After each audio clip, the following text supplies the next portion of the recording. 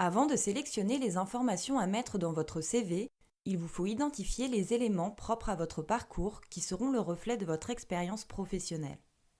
3 étapes vous permettront d'y arriver. Étape 1.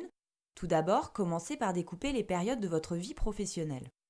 Pour exemple, imaginons que de 1995 à 2005, vous avez été vendeur dans différents magasins. Puis de 2005 à 2014, vous avez travaillé dans une auto-école. 2 périodes professionnelles sont à identifier. Une première période de 1995 à 2005 et une seconde période de 2005 à 2014. Dans chaque période de travail identifiée, vous allez noter les différents postes occupés. Dans la période 1, que vous nommez par exemple vente en prêt-à-porter, vous renseignez que de 1995 à 1998, vous étiez vendeur dans une boutique de prêt-à-porter féminin. De 1998 à 2001, vous étiez responsable vendeur au sein de cette boutique. Puis de 2001 à 2005, vous êtes devenu responsable d'une boutique de prêt-à-porter pour enfants. Dans la période 2, que vous devez également nommer afin de la différencier de la première, par exemple ici nous l'appelons formation en école de conduite. Vous notez que de 2005 à 2009, vous occupiez un poste de moniteur d'auto-école. Puis de 2009 à 2014, vous étiez responsable d'un centre de conduite. Si vous avez d'autres expériences, continuez à découper votre activité professionnelle en périodes. Étape 2, il vous faut dans un deuxième temps lister les missions que vous avez réalisées dans chaque période professionnelle.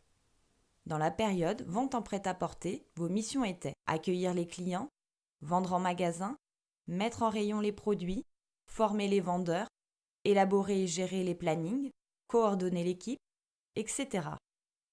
Faites la même chose pour la seconde période. Listez les missions effectuées. Donner des cours de conduite, accueillir les clients, élaborer les plannings de l'école, former et évaluer les stagiaires, etc. Étape 3. À partir de ces listes de missions, vous pouvez maintenant identifier vos compétences en les regroupant par domaine. Dans cet exemple, vos compétences techniques sont entre autres la maîtrise des techniques de vente, l'aptitude à conseiller, la connaissance des normes de sécurité, le management et la coordination d'une équipe. Et vos compétences humaines sont l'esprit d'équipe, l'organisation et le sens des priorités, une bonne expression orale, le sens de l'observation, un bon relationnel. De cette façon, il vous sera plus facile de compléter la rubrique compétences et de mettre en évidence celles qui seront le plus adaptées pour le poste visé. Il vous sera également plus facile d'illustrer vos expériences et de valoriser vos compétences auprès de recruteurs, en entretien et lors de la rédaction de la lettre de motivation.